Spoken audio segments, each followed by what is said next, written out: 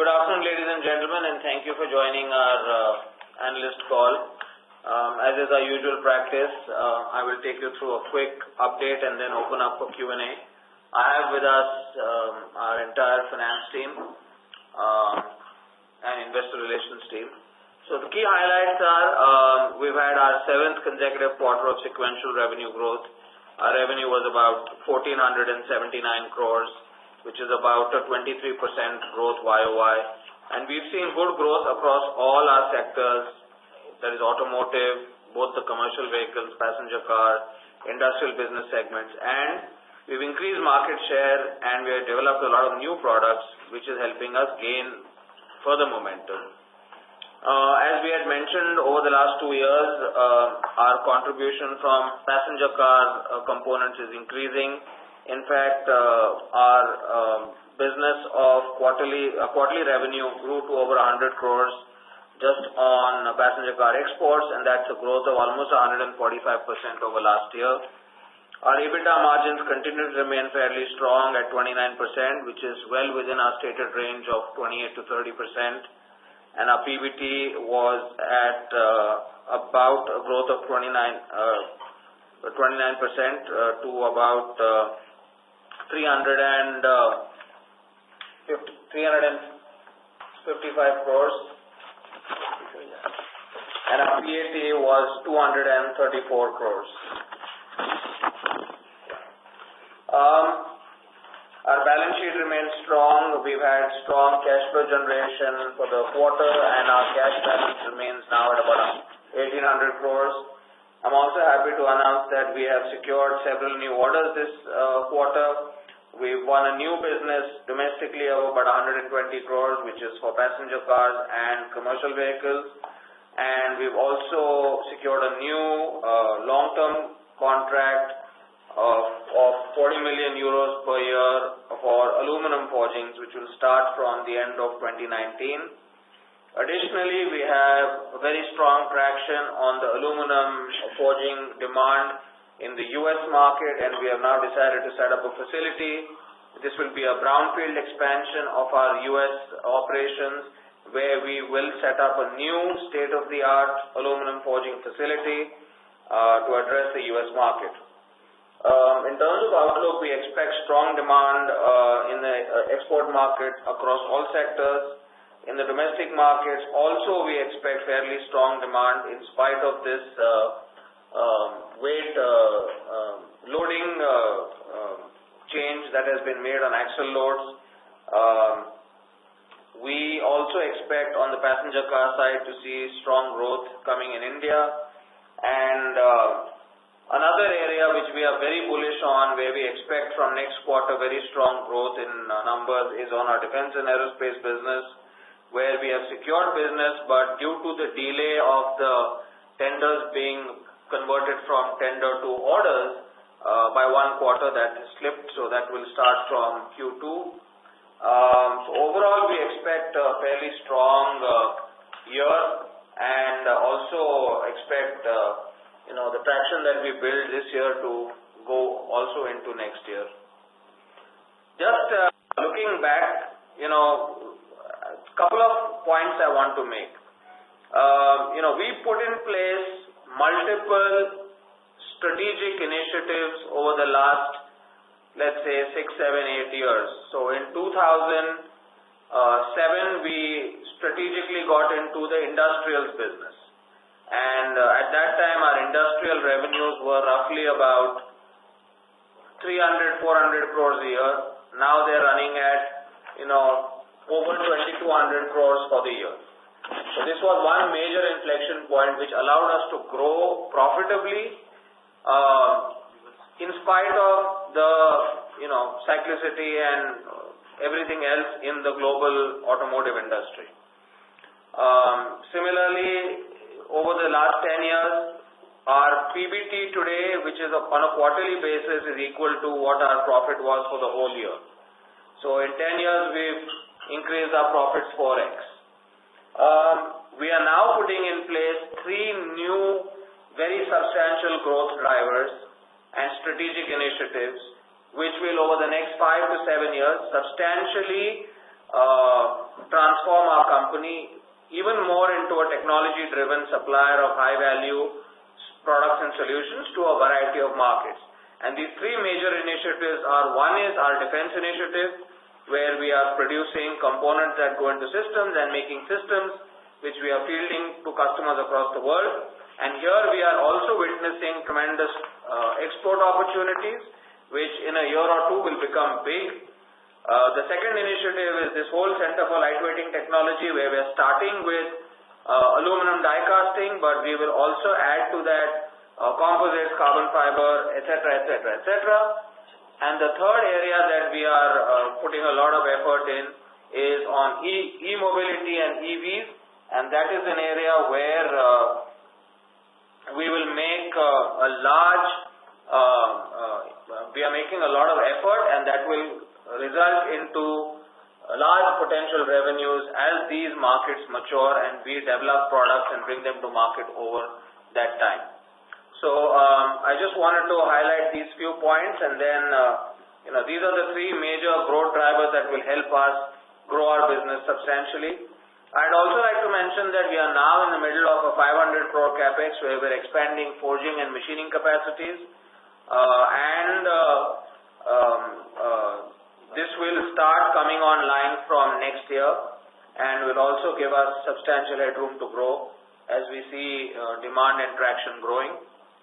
I'm now happy to open questions. So just in terms of balance sheet, let me just give you a quick snapshot. We have net debt equity of about 0.22. Long-term debt equity is negative because we have more cash than long-term debt. Our return on capital employed net of cash is running at almost 24.5, 24.8%. Return on net worth is about 20%. So that's an overall snapshot, and take your questions now. Thank you. Thank you very much, sir. Ladies and gentlemen, we will now begin the question and answer session. Anyone who wishes to ask a question may press star and one on their touchtone telephone. If you wish to remove yourself from the question queue, you may press star and two. Participants are requested to use handsets while asking a question. Ladies and gentlemen, we will wait for a moment while the question queue assembles. Thank you.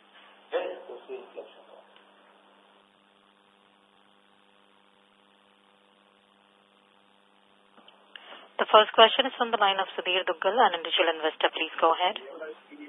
Yeah, hi sir. Thanks for the opportunity. I wanted to ask you about this 50,000 truck order which we got in July. So if you could highlight as to what is the time frame. Actually, the ACT number for North American truck. No, sir, my question is a bit different. I wanted to ask, if you could highlight the procurement time as to how much early do we start procuring for this order? What do we procure? I don't understand what you're saying. My question is that if in case we get an order, how early do we start procuring the raw materials for the order to be executed? See, typically our contracts are all long term. Okay?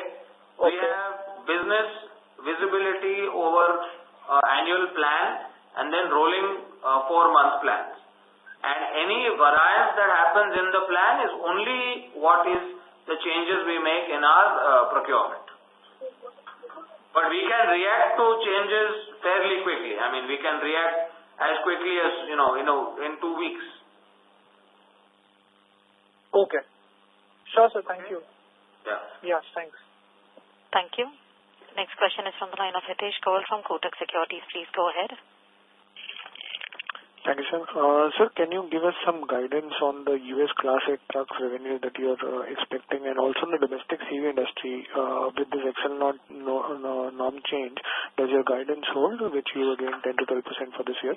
Yeah, our guidance for the domestic market remains the same. We've had a strong year, and we expect the next 2 quarters to remain fairly strong. Because whatever we have spoken to, the managements of most of our big customers, they all feel that things, will remain unchanged and very, very small changes. Secondly, I'd like to highlight that domestic CV is, less than 20% of our revenue. Okay? Yeah. Okay. And terms of global CVs, it's a very strong market right now. And, due to the 2020 new emission norms, I think the markets will remain strong. So, sir, you had given a guidance of 28% for Class 8 trucks for a CY18. Does that hold, or you're revising that guidance up? For CY18, a 28% growth in the global market, in US markets. Yeah. So that holds, or you are revising it? So I just wanted to... I think, we make our plans based on what we feel is realistic. And then, if things are better than that, we will try and, make sure that we supply whatever is required. Okay. And sir, on defense, you had given some color that you got one-off order which was to be executed in FY19 of around 200 crores sometime last year. That will happen in FY19. FY19. Okay, sir. Thank you very much. Thank you. The next question is from the line of Sonal Gupta from UBS Securities. Please go ahead. Hi, good afternoon. Thanks for taking my question. Amit, just wanted to understand, you are now putting significant capex in subsidiaries. So just in terms of first beginning, this new order in Europe of 40 million euros, is this an extension of the existing orders on the aluminum? This is a brand new order, and this is 40 million annually over an entire platform life. Okay, and so then we should see further revenue increase for that aluminum techniques business, right? And again, this will also result in an overall European EBITDA percentage increase. Right. Yeah, so that's what I want to understand, because if you look at it over the last many years, despite whatever efforts you've made, we've not really seen any material improvement in the profitability, and I guess the return on capital, like you said, is 24.5 for, I'm guessing that's for the whole group. Yeah. But clearly for the subsidiaries, it's much lower.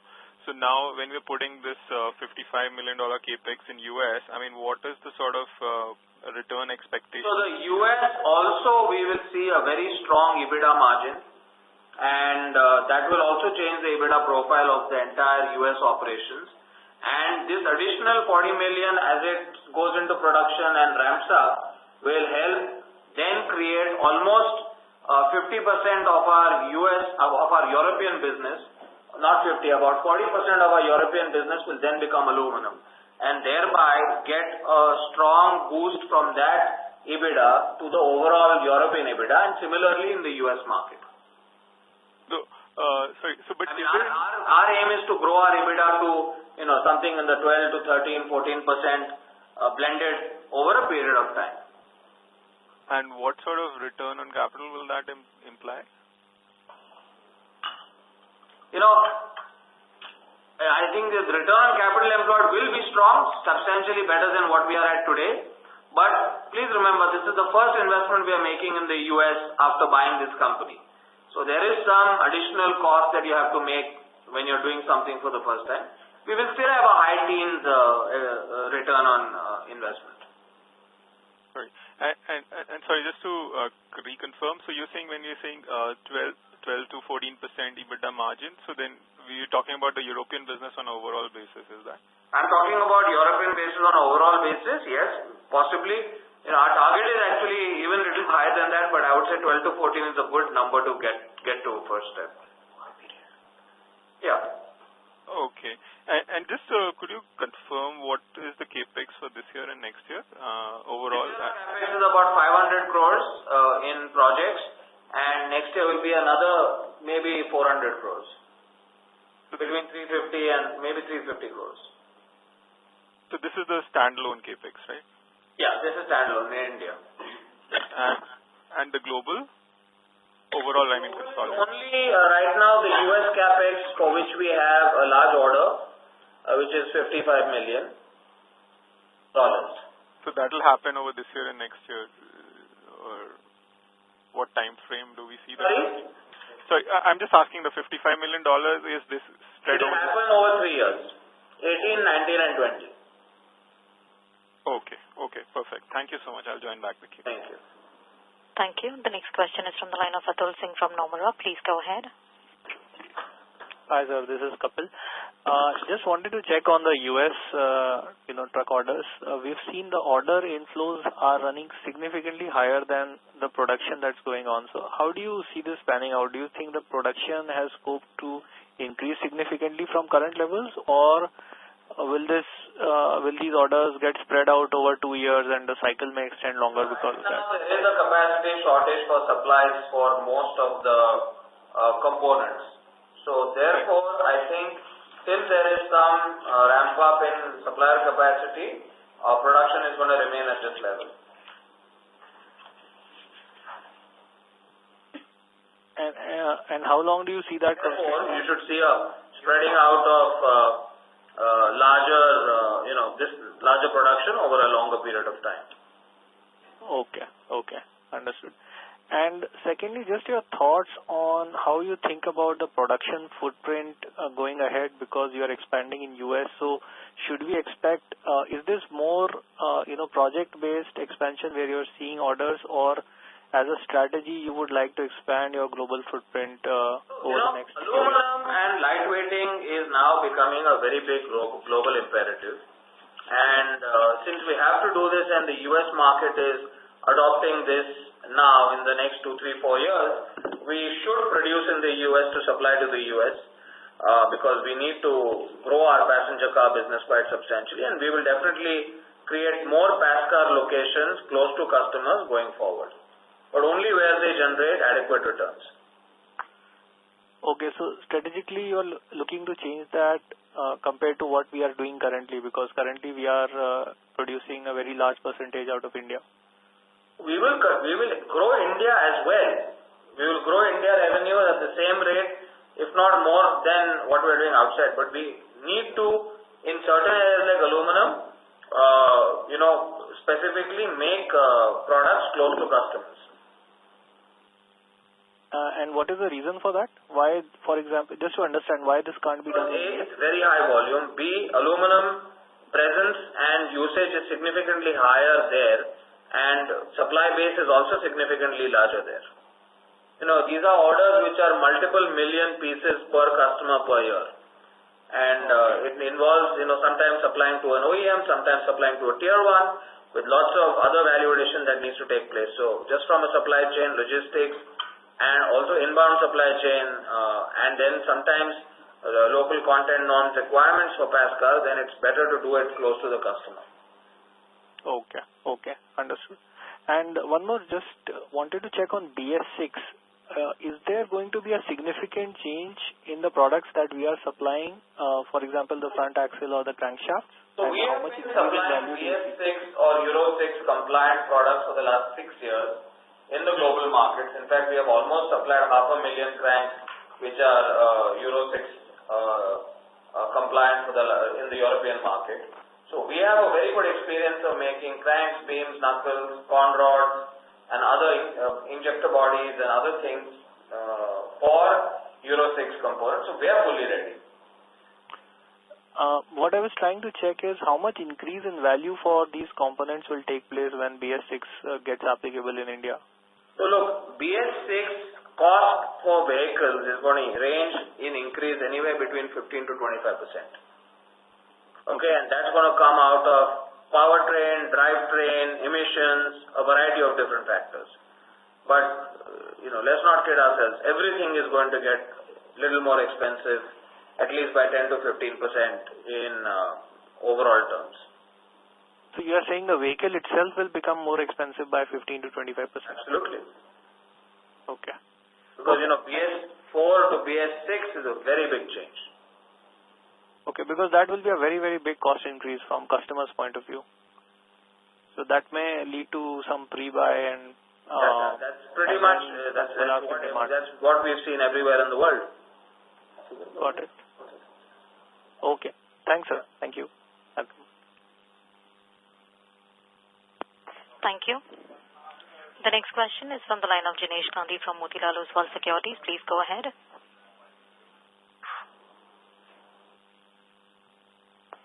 Jinesh Gandhi from Motilal Oswal Securities. Please go ahead with your question.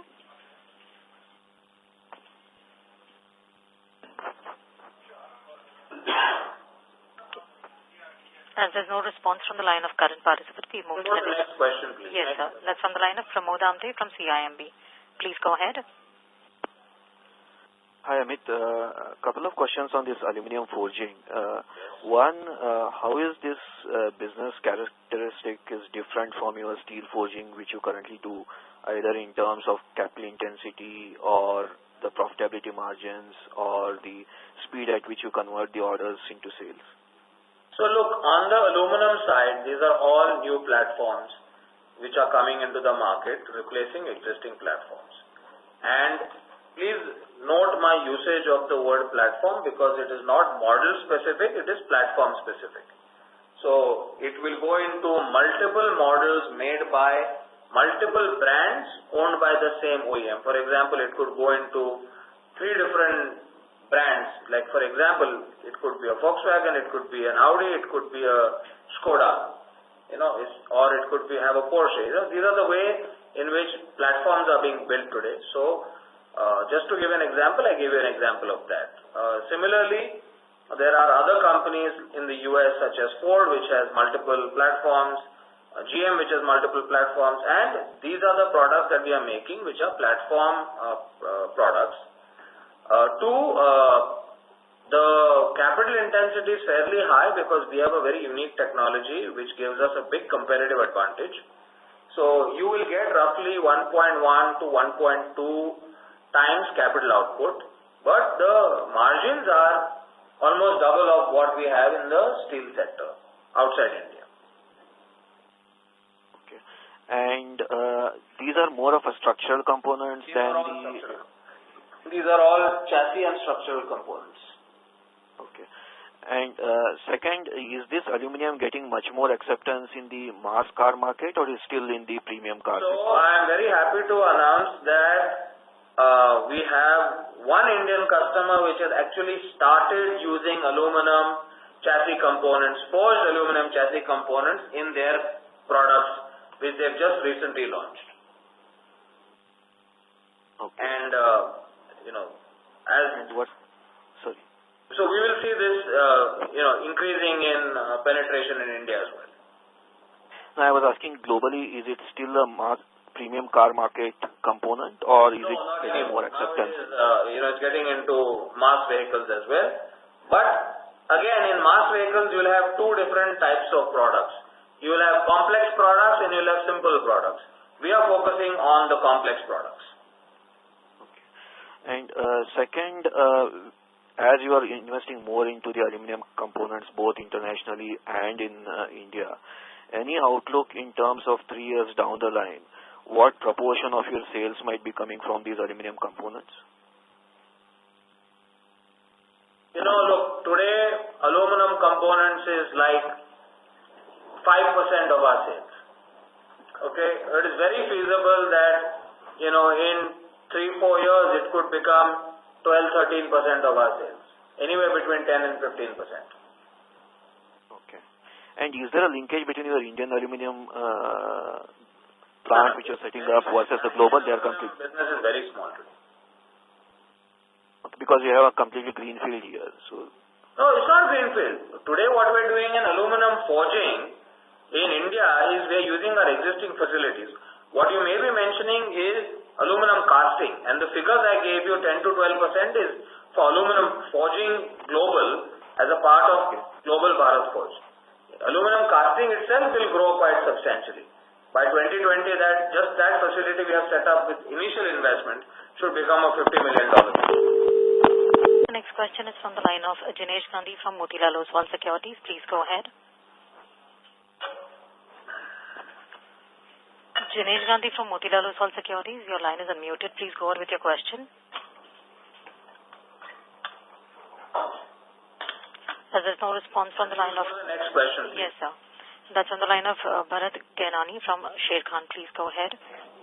Thank you, sir, for the opportunity. I just had one question. Coming back on the Excel load norms for the CV space that the government has put out, what is the duration that you feel that the new truck sales would be impacted because they would have to comply with the new norms? So what kind of disruption do you feel, how long it will last, based on the feedback what you're getting from the OEMs? We are not seeing any disruption right now. Okay, so you feel the sales will be continue to grow in strong double digits? Yeah, absolutely. Okay, sir. Thanks. Thank you. Thank you. The next question is from the line of Prayesh Jain from IIFL Wealth. Please go ahead. Yeah. Good evening, sir. Sir, first question is actually... Prayesh, I can't hear you. Can you talk a little louder, please? Hello, can you hear me now? Yeah, much better. Thank you. Yeah. Sir, first question is on the engines. Basically, on the CV side, what share of our revenues would be coming from purely engine components? Purely engine components would be roughly, I would say maybe about 20 to 25, but that includes both commercial vehicle and just engines. Yeah. So that would be 20-25%. 20-25%. Okay. And secondly, sir, the U.S. tariff war, the way it's shaping up and the kind of tariffs they have been imposing, do you see any threat to any of our businesses? No, as of now, none. Okay. And that's why we're also building a facility in the U.S. so that we can supply large amount from the U.S. as well. Okay. So you're also planning a steel forging facility? We have a steel forging facility, fresh in Tennessee, and we are building this aluminum forging facility adjacent to it in land that we already own. Okay. So, and if I look at your revenue breakup, the Asia Pacific business seems to be falling sharply in the past couple of quarters. So, what's the reason there? It's a very small business. It's 2% of sales. Yeah. Okay. Fine. Yeah, that's all from my side. All right. The real reason is we've had so much demand from other main customers that we've actually had to make sure we satisfy our long-term customers. Okay. All right. That's all from my side. Thank you so much, sir. Thank you. Thank you. The next question is from the line of Nitish Mangal from CLSA. Please go ahead. Hi, thanks for the opportunity. Two questions, Amit. One, how are your oil and gas revenues in the first quarter, and how do you see that trending ahead? And secondly, what kind of emission norm changes are expected in the overseas market like US, Europe, let's say over the next 3 to 5 years? Thanks. First question, our oil and gas revenues are strong, and we expect them to continue to remain strong. And in fact, our strategy for growing oil and gas, over a period of time is very well in place. Oil and gas is already over $100 million a year now, and we see opportunity to grow that at least to double that size over the next 3-4 years. Your second question was what emission norms are coming up in other parts of the world. Every 3 to 4 years you have an emission norm change. I think the next one will be in the US in 2020. And then in Europe, I think it's in 2021. Okay, and then US, ahead of this 2020, do you see... Let me just add one more thing. That emission norms that we largely look at nowadays are those for vehicles which are on-road. There are also emission norms for a lot of off-road equipment such as construction equipment, gensets, mining equipment, railways. These are called tier norms, tier 1, tier 2, tier 3, and these norms are also getting substantially stronger. So even for track, and those are also tightening up quite substantially. Okay, and in the US, ahead of this 2020 norm changes, do you expect like another leg up in terms of pre-buying, etc.? Yeah, so we expect the market to remain strong in 19, largely because of pre-buy. Okay, understood. Thank you very much. Yeah, thank you. Thank you. The next question is from the line of Shyam Sundar from Sundaram Mutual Fund. Please go ahead. Yeah, hi sir. Thanks a lot for the opportunity. Sir, on a quarterly basis, our domestic non-auto revenues seem to be softening. Any particular reasons there? If you can throw some more color on that, please. So, two very simple factors. A lot of our industrial business in India is tender-based, and railways and defense tenders were not converted into orders on time, so those get pushed out. Okay. Sir, and defense, you were mentioning one-off order that could come this year, right? We received the order, but the contracts are yet to be signed. Okay. We've received the LOI, we've received everything. It's paperwork going on. Paperwork is all slow. Okay, sir. Thank you. That's it from my side. Thanks. Okay. Thank you. Reminder to all the participants, if you wish to ask a question, please press star and one. The next question is from the line of Mahesh Bendre from Karvi Equity. Please go ahead. Hi, sir. Thank you for the opportunity. Sir, you just mentioned Indian operations are expected to grow 10 to 12%. Is it guidance for a full year? No, we didn't say that. Okay. So then what, in the first quarter, volumes have grown by 20%. So do we anticipate similar growth for the remaining part of the year in terms of volume? Look, you also have to look at the base. Last year, first half was quite slow and second half strengthened. But I still expect this year to have very, very healthy growth. Sure, sir. Thank you, sir. Yeah. Thank you. The next question is from the line of Anupam Goswami from Stewart & Mackerich. Please go ahead. Hi, Anupam. Sir, hi. So your AP facility that is going on, when it is going to finalize, and how much incremental revenue we can look upon from there? So the AP facility is finalized. We've broken ground and started construction. That will start production in second half of next year. And the current capacity that we're putting up there will give us additional revenues of about 300 crores. But that's only the phase one. Our goal is to achieve close to 1,000 crore revenue in aluminum in the next 4-5 years in India. And sir, you mentioned about oil and gas about it going very strong. But can you quantify how much revenue has come from that sector in this quarter? Sure. The oil and gas revenue is now running in excess of $100 million annualized per year. Okay. And so about your defense sector, in your last con call, you mentioned about you making an artillery that has gone for a winter test in Sikkim, and the rest test results have not been come, but it's looking positive. What is the status of that? And 4 of our artillery platforms have been tested, and we are now fielding for army trial one platform, which means after the testing done by the testing agencies, they give it to the user for user trials, and now that is going on. So, hopefully this year we should at least get a pilot order for, some products for them to start using and trying out in larger numbers. Yes. And how much is your domestic subsidiary results, how they're doing, and how we don't have any domestic subsidiaries. Okay. All right, sir. That's all. Thank you. Thank you. Reminder to all the participants, if you wish to ask a question, you may press star and one on your touchtone telephone. The next question is a follow-up from the line of Sonal Gupta from UBS Securities. Please go ahead.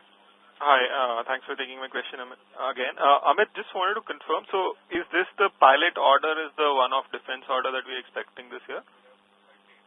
No, so we've received one order for a certain system that we are supplying, which is the order which has got delayed by 1 quarter.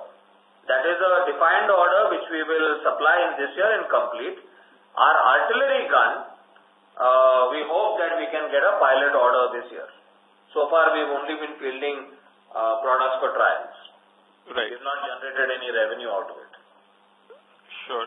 And in the beginning also you mentioned that, you do expect that defense over the next couple of years or 2-3 years would start seeing material growth. But, we expect in terms of revenue from defense, because of components and exports, this year itself to be an inflection point. And then once you start getting program revenue, that will become a very big, that adds 1 zero to it. Right. But itself we will have a fairly substantial revenue from defense by the end of the year. So, just to quantify, what would have been the sort of revenues you made last year on the defense business? 1 second. Let me look.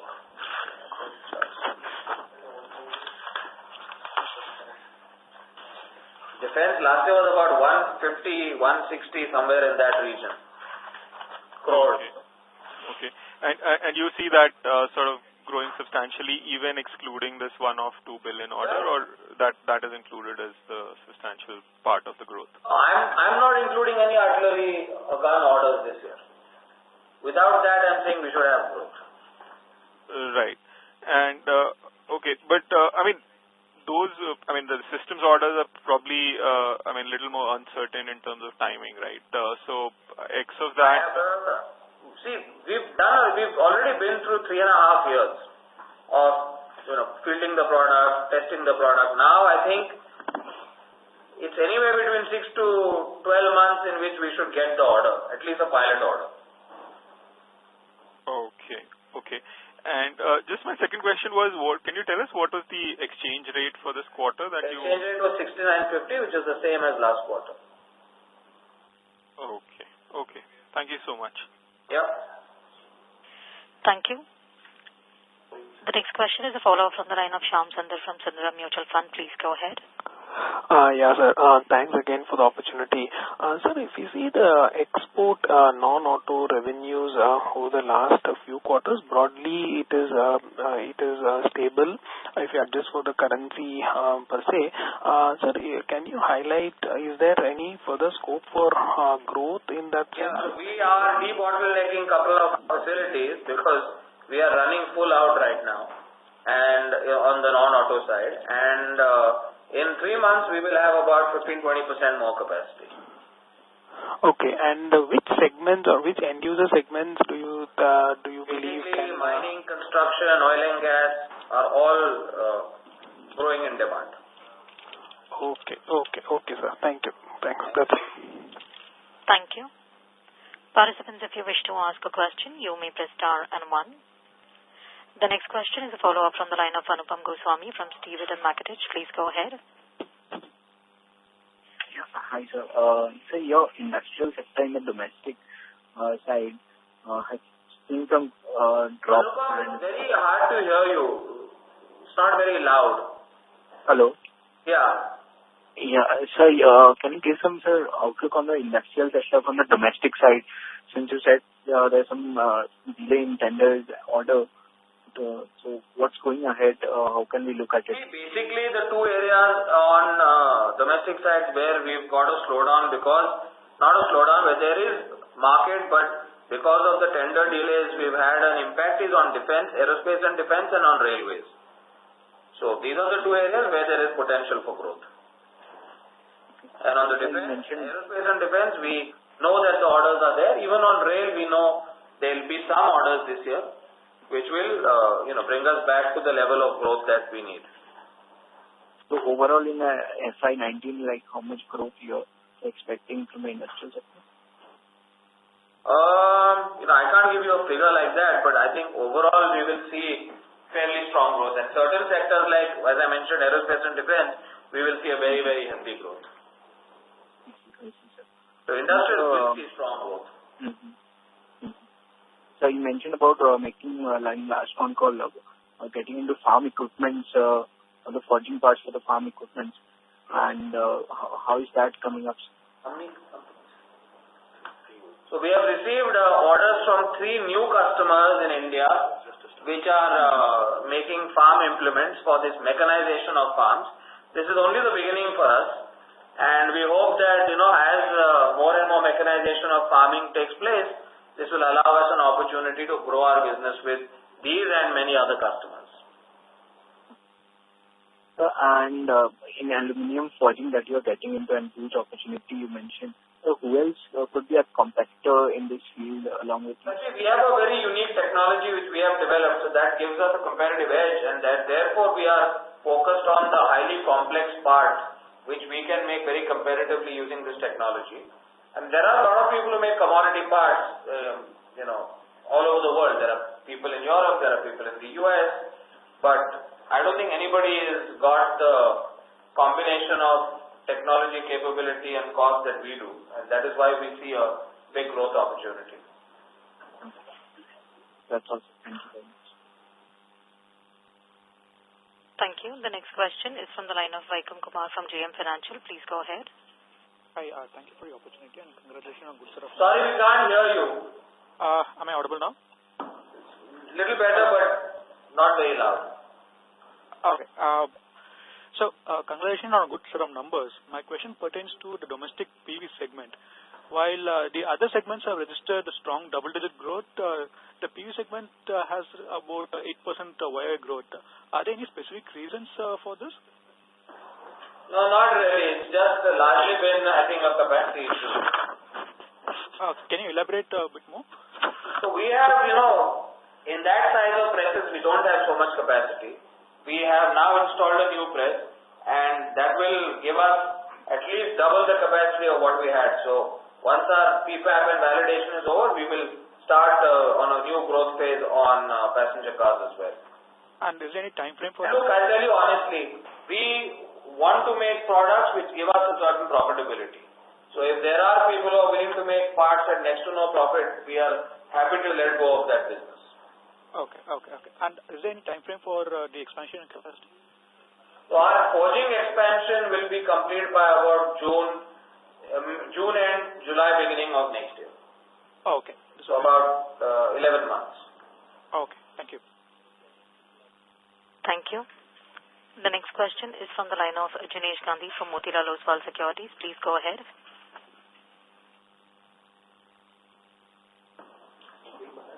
Jinesh Gandhi, your line is unmuted. Can you please go ahead with your question?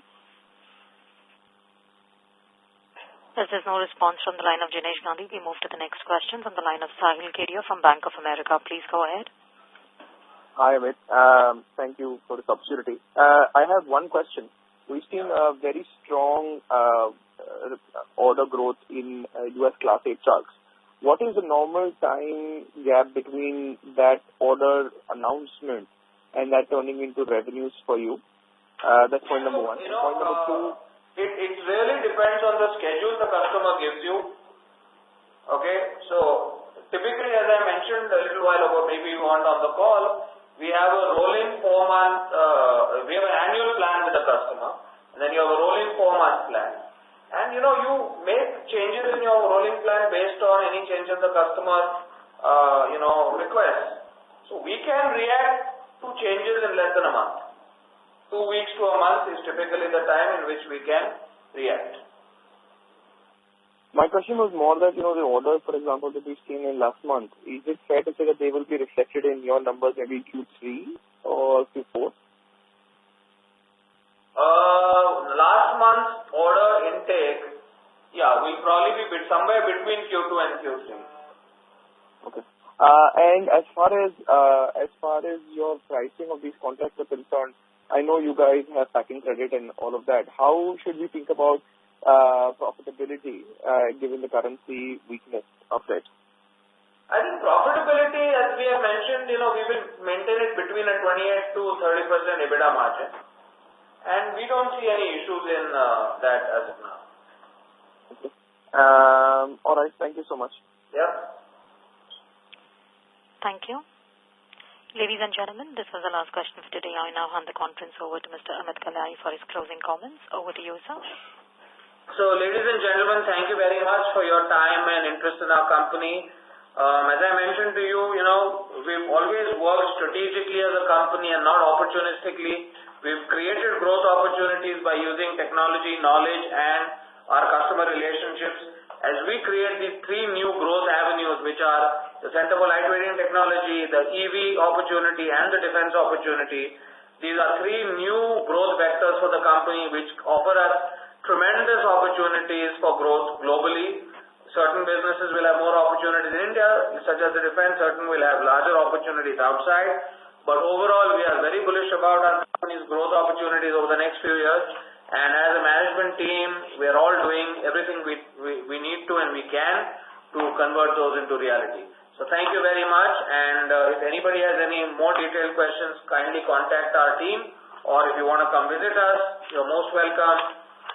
Thank you and have a wonderful weekend. Bye-bye.